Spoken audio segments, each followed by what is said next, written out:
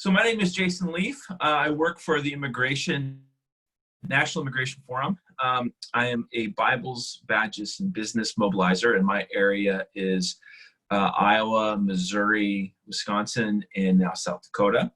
And I am here with Garrett Pearson from City of Refuge. So Garrett, thank you so much for taking the time to talk with me. Maybe you could start by just kind of telling us who you are and what is the work that you're engaged in. Yeah, well, thank you so much for having me. As you said, my name is Garrett Pearson, and I'm the executive director here at City of Refuge. We're a 501c3 nonprofit here in Columbia, Missouri, serving refugees and immigrants relocated here in mid-Missouri. Our organization offers basic needs assistance, professional development programs, PTSD and trauma counseling, and many other things as well. But yeah, the primary clients we serve are refugees coming from Asia, Africa, and the Middle East.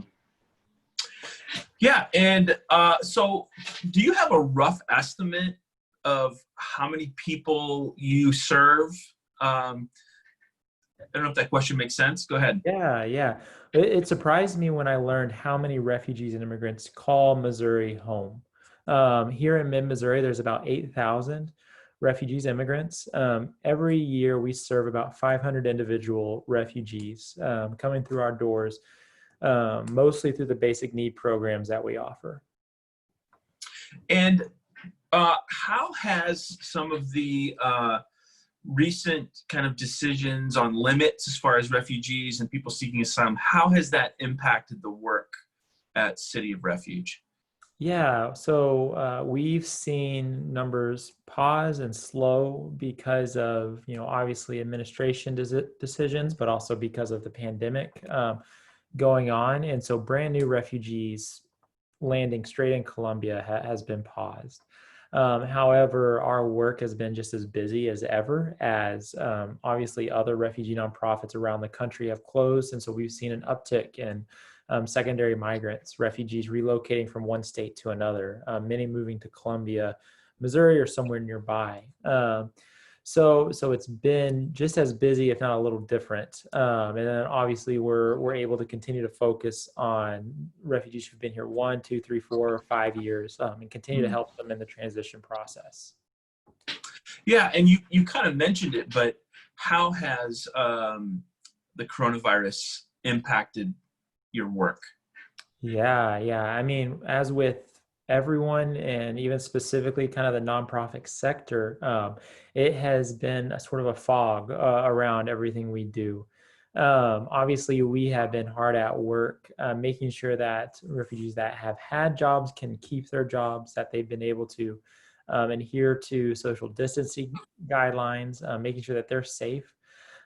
Just the other day, I guess a week or two ago, we had a refugee who was a former client of ours, not currently a client, but had tested positive for the coronavirus. And so we were working with her employer, and obviously a lot of her coworkers are current clients of ours, and to make sure that it was not spread. And thankfully it wasn't to any of our other clients, but just helping them navigate this. And then obviously many of the refugees we serve are families. And so they're dealing with obviously with March, April, and May with the school system moving remote. So helping them navigate that when they have obstacles such as the language barrier or technology barrier.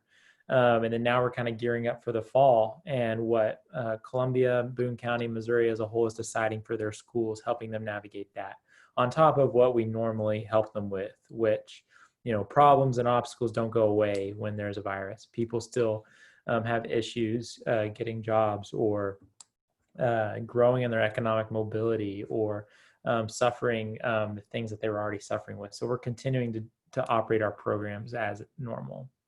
Yeah. Can you talk a little bit about the people that you serve? Why are they coming to the United States? And what are some of the big obstacles they have to overcome as they try to adjust to living in the United States? Absolutely. The three main groups that we're working with come from Africa, from Eritrea or the Democratic Republic of Congo. We also have a large population of Burmese refugees coming from Asia. and then a scattering of a lot of other groups and types of people. And most of them, many of them are placed here by the government. They are relocated straight into Colombia. But then also there's a large group of them that, as I mentioned earlier, are secondary migrants. So they're moving to Colombia. And that really surprised me at first. Why are you moving to Columbia, Missouri, out of all places? And honestly, it's because this is such an open and welcoming community. There's a lot of opportunity here. There are a lot of business opportunities, a lot of opportunities to translate their skills, overcome some obstacles. And then also as the population sort of grows, more and more people from those communities will move here. And then what was the second part of your question? Sorry. What are some of the obstacles that they have, Yeah. or what are some of the issues that they deal with as they come? Generally, the three biggest obstacles that they deal with are the language barrier, just accessing resources and services here in the community. Something as simple as food stamps or getting their kids registered for school is a major obstacle if you don't have a way to understand how to do that. So the language barrier is the obvious one. Another one would be transportation, which obviously with getting to work, getting access to jobs, or having access to better jobs because of transportation. And then right now, obviously with the virus and the pandemic and everything going on, it's making sure they have access to those specific health resources, whether that's reusable masks or soaps and shampoos, things like that, so they can sanitize not only their workspace, but their homes and make sure that their families are safe and clean. Some of those that are just kind of natural for an American to kind of pick up, or we're just privileged to be able to have access to, are much harder to obtain, as one of our refugees clients are experiencing. So you and I had a conversation one time, and you talked about some of the kind of unique things that City of Refuge is doing, especially around job creation and kind of creating businesses. Could you talk a little bit about some of that work, and maybe even a little bit about how COVID has kind of impacted some of those things? Yeah, one of the great things about City Refuge that I love is that we can be so need focused. We're technically not a federal nonprofit. We're a community supported nonprofit is what I kind of call it. And so because of that, we're able to be organic and flexible with needs and opportunities as they arise. And one of those has been sort of our job creation, job development. So we have Safi Sana, which is under the City Refuge umbrella, which is a cleaning company started to hire refugees and immigrants who need immediate work, and then have the ability to get job skills to hopefully find a better job someday. So we have that, which any refugee and immigrant can apply to. And even now we have many Americans that work for the cleaning company. But then also we have a professional development program to help refugees, former refugees, start businesses. Because many of them are coming with skills and gifts and traits that just need a little help in overcoming a few initial obstacles. So there's Shui Market, which is an Asian food market that is now completely owned by a former refugee family that provides Asian food here in the community. And there's also a few restaurants that have opened that we've helped open for the Burmese or the African communities. Because many of them have the skills to cook or to market their food. They just need a little help with bookkeeping or signing up for certain waivers, things like that. So it's something we pride ourselves in because these people are a good addition to our community. They create jobs in our community. And that's one of the things I think our community is realizing and wanting to invest more into. Yeah. And do you find that as you talked about how the government will put some people there and how there's others who gravitate maybe towards Colombia. Do you find that the people that you work with and encounter, that they just want to stay there, that they begin to put down roots in Colombia? Many people, yeah. It's a wonderful place for our refugee community, because most of these people are just looking for a place to belong. That word belong is something we, and me specifically, take a lot of pride in. We want to develop a sense of belonging in every family that comes through our doors. And that's what most of these people are just looking for, a place they can call home, a place that they can invest in, that they can join in arms with, so that they can then help other people. Many of our former clients, people who went through our services 5-10 years ago, have turned around and now volunteer at City of Refuge, either interpretation services or even a few weeks ago, helping us sort through some donations that were happening because they wanted to help others in the community. Many people want to belong, and others as well, may want to grow and go to college or go get another degree or go get some other job training. And so we make sure that we can equip them to send them out to other communities as well. Yeah.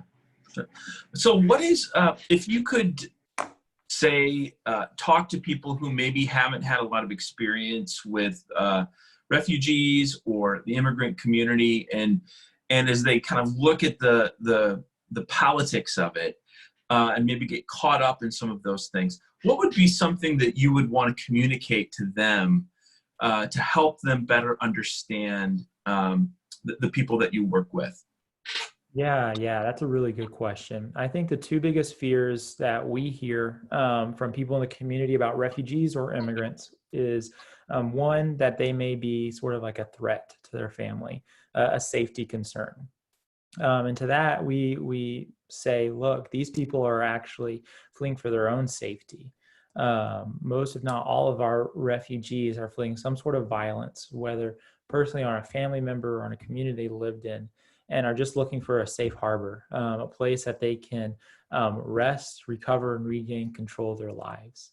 The other one, which I kind of hit on before, is that they're an economic strain on our community. And to that, we kind of say, look, our refugees are creating jobs. They are coming into the workforce, and they are amazing workers. Everywhere that we send refugees to work, we've gotten back great reviews on how hardworking, how mobile, and how invested they are in this job. And when we get volunteers, no matter the age, whether you're a college student, whether you're retired, the most important step to take is the next one. And we try to make that as easy as possible. Just be willing to learn, be willing to be open, and just really be willing to build a friendship. We don't have to, volunteers don't have to engage at the big picture, at the cloud level idea of refugees. There's a family here who just needs a buddy, who just needs a friend, and you can engage with them, help their kids with their homework, or just build a friendship over a cup of coffee. So that's generally what we say and what I would say to those wanting to learn more. Yeah. What do you think are going to be some of the biggest needs for organizations like City of Refuge, whether it's now with COVID, or maybe even some of the things you see kind of, in the future, as far as communities and politics and so on? Yeah, I would say advocates are our biggest need right now. And that term is broad, but those willing to stand up and advocate for refugees in general, but for organizations like us and others around the country that are helping refugees, because most people in the nonprofit world are working many jobs, wearing many hats, and to have the support of the community when different laws come up or different opportunities or resources come available, just to make sure that our refugee and immigrant population is not overlooked. We can do this together. And it's hard to tell with how long this COVID-19 coronavirus is going to last. But now more than ever, we're just looking for people willing to stand up for those who are not yet able to stand up for themselves, and either volunteer socially distant over social media, or just willing to stand up, or when they can, support programs that are essential to the livelihoods of refugees, whether that's our immediate emergency services or making sure we can get resources into those hands of people most needed. Yeah, that's great. So if somebody wants to get in touch with you or in touch with City of Refuge, how might they do that? Yeah, the easiest way, you can visit cityofrefugecolumbia.org. That's our website. It has all our contact information. And I'm happy to reach out and talk more with anybody wanting to learn more about what we do and some of the deeper reasons why we do what we do. But we're all available, www.cityofrefugecolumbia.org, or you can reach out to me at Garrett at cityofrefugecolumbia.org as well. Awesome. Well, Garrett, thank you so much for taking the time to talk with us, and blessings on your work and blessings on the work of City of Refuge. Thank you so much, Jason.